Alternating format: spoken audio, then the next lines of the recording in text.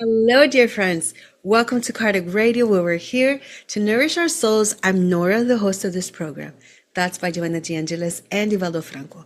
This is the book. Amazing, powerful. The messages are truly just transformational because when we do the work, the discipline, the time, the dedication, and most importantly, the trust in God and in ourselves, my gosh, the results are simply amazing, dear friends. So let us get into today's lesson, friends.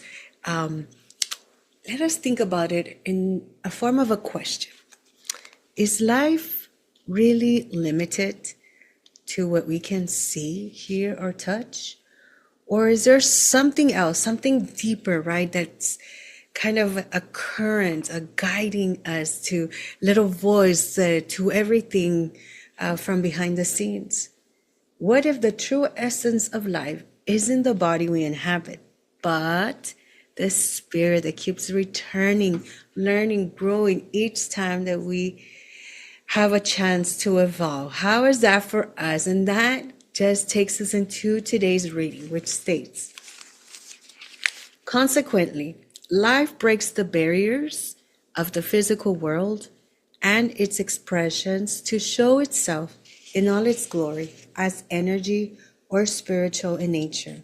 As such, it becomes the vibrant reality from where material life emerges and through which the spirit passes multiple times for brief periods between the cradle and the grave. Beautiful message from Joanna and Divaldo Franco. Because really, when we often think, and going back to this question, what is life? Is it just this that we see, or is there more?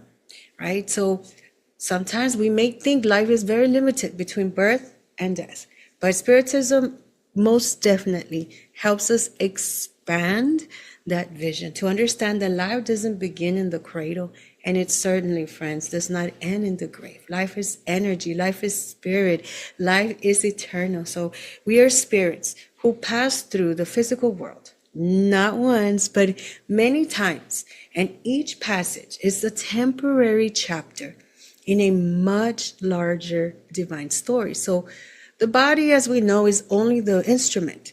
The spirit is that eternal musician, friends. So let us think about a beautiful example in the Bible with Jesus, right? Part of his transfiguration, or in Matthew 17, 1 through 9. Okay, so what is this story of the transfiguration of Jesus? So basically, Jesus climbs a mountain with Peter, James, and John, right? So there, his appearance is transformed. His face shines like the sun. His clothes become radiant, right? At that moment, his spiritual nature becomes extremely visible, as if that veil of the physical body is briefly lifted, right? We even have further along, and we have Moses and Elijah, who lived long before Jesus, right? And still appeared besides him, showing that the spirit continues to live beyond the earthly journey. So this moment, friends, reminds us that our true nature is spiritual and that material life is simply a passing expression. We are eternal beings moving through worlds, gathering experiences and growing closer to divine harmony, right? Now let us think about in Alan's Kardec, right, in the Spirit's book, when he affirms questions 150 to 152, paraphrased, right? Think about this. The spirit is the true being who temporarily uses the physical body. Death is simply like the shedding of that temporary garment. So when we see life this way, it changes everything. Everything. It helps us to trust that no goodbye is forever. It reassures us that every incarnation has a purpose, right? And it reminds us that we are guided through it by the loving hand of God, right? When we see that in our lives, we believe it, we trust in this sacred process, it helps us cope, helps us trust, it helps us move, it lets us understand that the visible world is not the whole life, but only a passing phase of something far greater. So when we come here, What is it that we do, friends? We come here to learn, to evolve, to love, right? And when our time is done, we return. Our goal, not into the darkness, but into the light. So let us live fully, knowing that the Spirit always passes through and that we are never alone.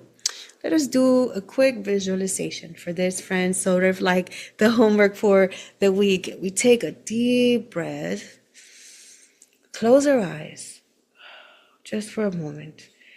Let us picture our spirit like a soft light moving through the flow of life, sometimes calm, sometimes uncertain, but underneath it all, we feel something steady.